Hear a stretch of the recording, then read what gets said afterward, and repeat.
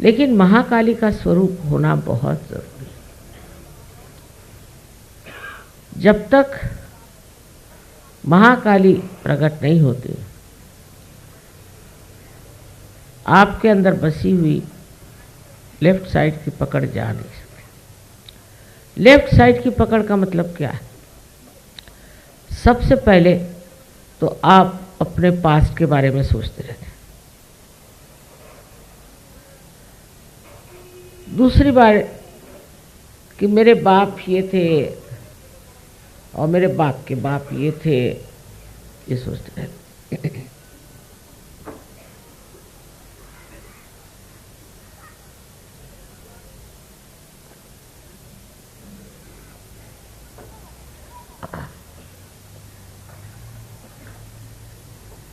नसीब है उनको अपना पूर्व जन्म याद नहीं आता, पर पूछेंगे माँ मैं पूर्व जन्म में कौन था। अब मैं एक साहब ने मुझे बहुत तंग किया, मैं पूर्व जन्म में कौन था। फिर मैंने कहा देखो बेटे मैं तुमको नहीं बता रही हूँ, इसका मतलब कुछ गड़बड़ी है ना, क्यों मुझसे पूछ रहे हो? इस जन्म में अच्छा है तुम मेरे साथ हो, क्यों मुझे बार बार पूछ रहे हो कि मैं पूर्व जन्म में कौन था? उससे तुम्हारा क्या लाभ होने वाला?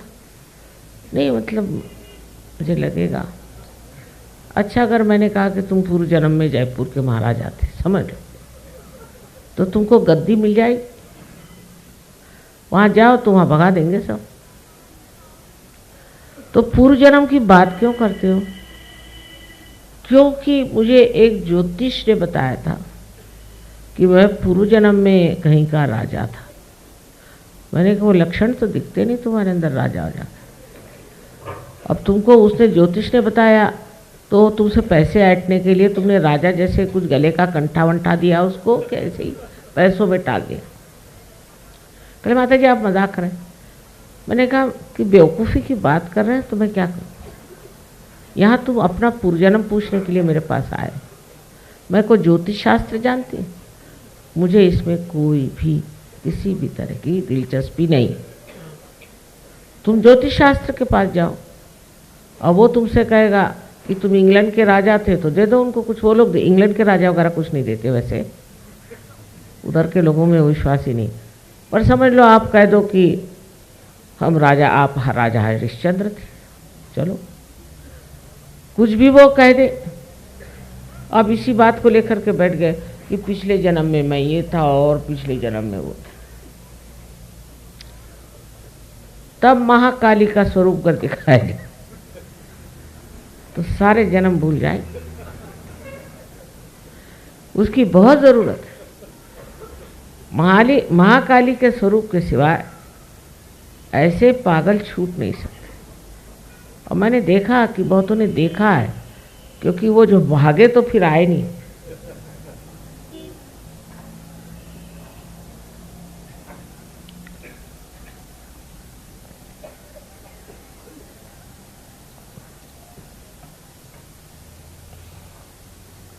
फिर उन्होंने सामना नहीं किया मेरा।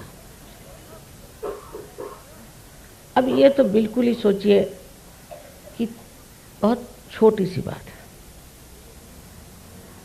पर उसके अलावा महाकाली की ज़रूरत है कि जिन लोगों को ये गुरुओं ने भूत लगा दिए। अब गुरुओं के भूत ऐसे होते हैं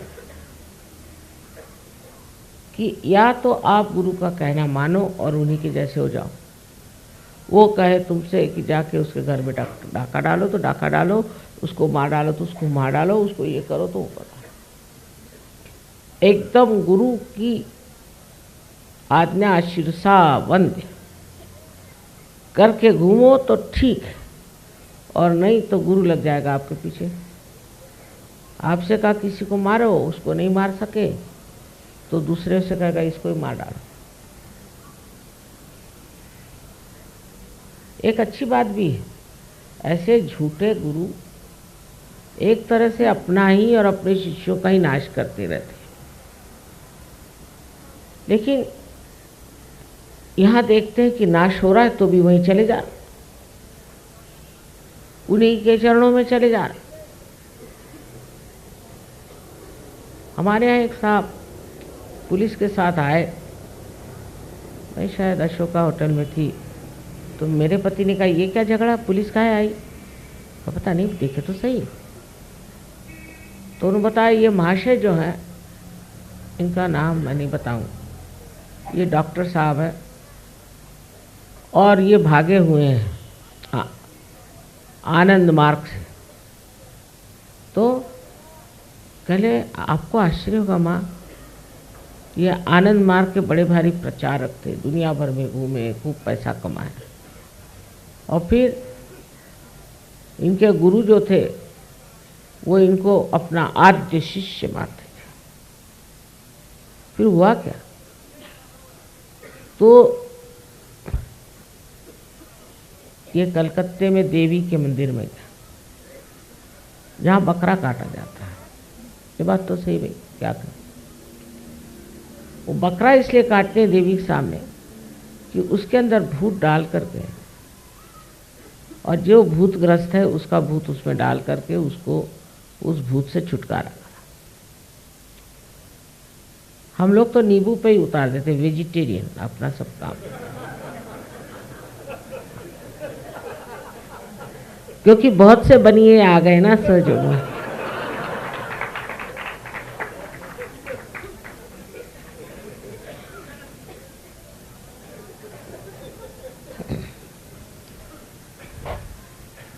सो नींबू को काट करके निकल जा, भाग जाता। तो ये जो भूतग्रस्त लोग हैं,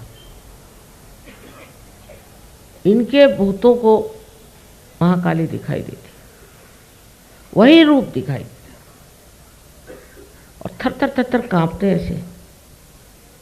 अब कोई कहेगा कि ये क्यों थर थर कांप रहा है, और अनेक तरह के भूत लग जाते हैं।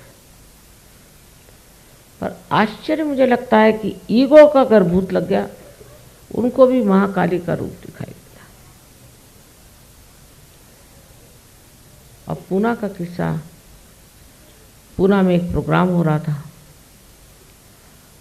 तो उन्होंने कहा कि हाँ माता जी तो ब्राह्मण नहीं है, तो हमारे यहाँ तो प्रोग्राम नहीं, तो ब्राह्मण होगा वही आएगा। तो वहाँ के जो कार्यकर्ता थे, अच्छा ठीक है हम पेपर में दे देते हैं, माता जी ब्राह्मण नहीं, यहाँ प्रोग्राम नहीं हो रहा, दूसरी जगह प्रोग्राम करते। ना ना ना ना, ऐसे नहीं करो, नहीं नहीं, ये हमको नहीं दिखाना है। अच्छा ठीक है, फिर हम करते हैं यही प्रोग्राम। मुझे किसी ने कुछ बताया नहीं, तो मैंने कहा कि अच्छा आप में पता नहीं कैसे ये दिमाग में बात, आप में जो कोई ब्राह्मण हो मेरे और हाथ करे, दोनों ऐसे। अब उनके लगे हाथ यूं यूं यूं यूं यूं, अरे माँ बंद करो बंद करो, मान गए तो आप शक्ति हो, छोड़ो ये मन।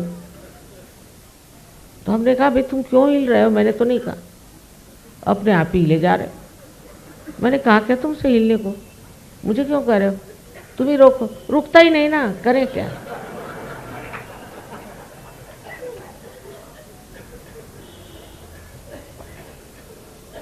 तो मैंने कहा देखो मैंने तो नहीं कहा, लेकिन पता नहीं क्यों आपको बड़ा भय लग रहा है, पता नहीं क्या हो रहा है। अब उनको ये घमंड था कि वो बड़े ब्राह्मण हैं, तो मैंने कहने लगे कि माँ देखो उधर भी कुछ ब्राह्मण बैठे, उनके भी हाथ हिल रही हो। मैंने कहा कबूल, जरा उनसे पूछिए ये लोग कौन है, ब्राह्मण? अरे नहीं बाबा हम लोग ब्राह्मण नहीं हैं, हम लोग सर्टिफाइड पागल है, थाना से आए। वहाँ पर एक आपके माताजी के पास जाके एक पागल ठीक हो गया था, इसलिए हम आए हैं, हम लोग ब्राह्मण आमन कोई नहीं। अब इनकी आंखें खुली, मैंने कहा समझ गए आप, वो भी पागल और आप भी पागल है, दोनों ही पागल है।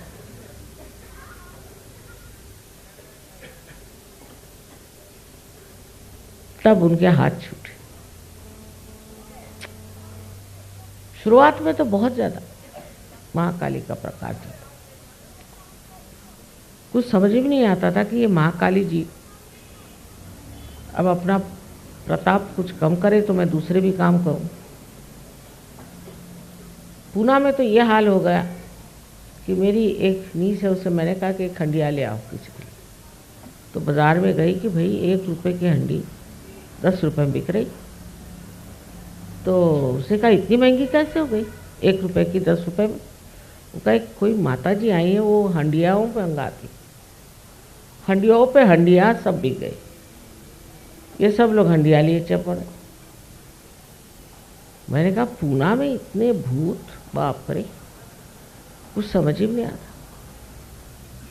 मैंने कहा हंडिया लेके आओ, नींबू वीबू लेके आओ तो बैठो। और जो नहीं लाए उनकी आंखें लगी घूमने, वो लगे घूमने। मैं तो उठ के चली गई। मैंने कहा भाई मेरे सारा यहाँ भूतों का जमघट हो।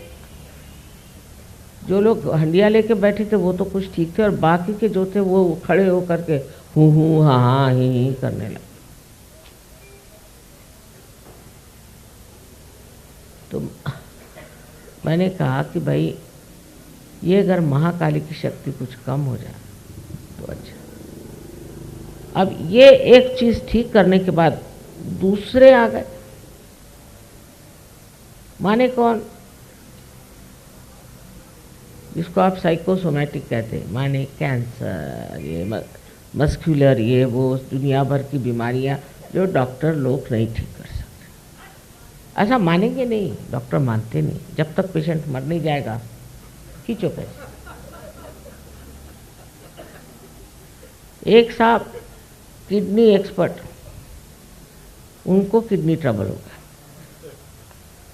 तो मैंने कहा मैं आपकी किडनी ठीक कर दूंगी एक शर्त पे कि आप अपना धंधा बंद करिए। लोगों को ये जो आप टेबलों पे चढ़ा चढ़ा करके सारा पैसा खींचते हो, उससे कोई ठीक नहीं होता, मरने से पहले बैंकक्रप्ट हो जाता। डायलिसिस बंद आप करो तो मैं तैयार हूँ। हाँ हाँ माँ मेरी आप किडनी ठीक कर दो। मैं ठीक कर दिए, पर 2 महीने बाद फिर चालू उनकी दुकान।